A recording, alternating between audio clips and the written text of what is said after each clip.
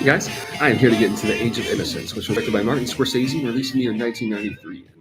My word, this took me so many viewings to fully admire and appreciate. But I'd say over the years, though, upon my latest two viewings, I particularly just absolutely admired every moment of this project, and it's a complete original in Martin Scorsese's filmography, as it just explores brutality in the most simple kind of story, seeming it's almost just more in the dialogue and just more how um, just the characters have awkward interactions in a lot of ways. Daniel Day Lewis, Michelle Pfeiffer, and Winona Ryder, and then almost how there's a beautifully innocent way about it. Like it's just so different than anything else in Scorsese's filmography. It has, I think, it really enhances a lot of what makes Scorsese such a just a one of a kind original director. It's just that he's just one of the most subtle artists of all time.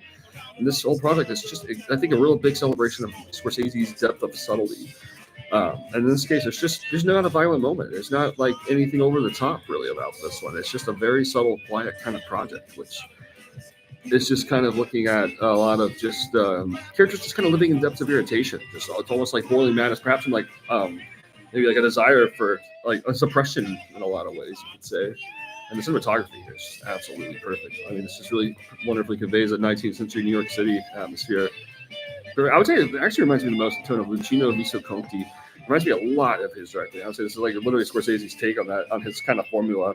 I think that's perhaps what it took to fully acquire this, just a virus of Luchino Visconti. And Scorsese just has kind of like a romantic way of life about this project. Like I think he's kind of living up to the title, just again looking at something that feels like harsh in the moment, but it almost just can feel very innocent when you kind of like contrast it to nature in a lot of ways. And that's a really subtle screenplay. Like I take it in the screenplay. My last viewing was just it really kind of just reveals itself, just in its depth of characterization, just the way they get along, and it's almost like maybe what's sounding about. It's just like it doesn't really feel like it's not really an exciting kind of like film in the traditional sense. Like it's really a quiet kind of project. But it's very just much how much I love the characters. I think Scorsese just makes the characters just so good that makes all of this just completely worth it.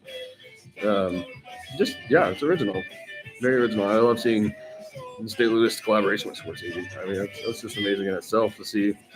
And Scorsese's evolution in the 1990s was just so fascinating. I mean, just looking at it's quite an epic decade for him. I mean, revolutionary in a lot of ways. You can tell, like, between the Goodfellas, Cape Fear, Age this, Casino, Personal Dream, Martin Scorsese through the movies, too, and Bringing Out the Dead, and My Voyage to Italy. It's like all of these, like, what a cohesive. And it's like perhaps what he's looking at here is just, it's interesting. He makes Casino his most violent project after a project like this. He probably like found this to be such a subtle way that it's like he had to kind of explode that energy out in the next project.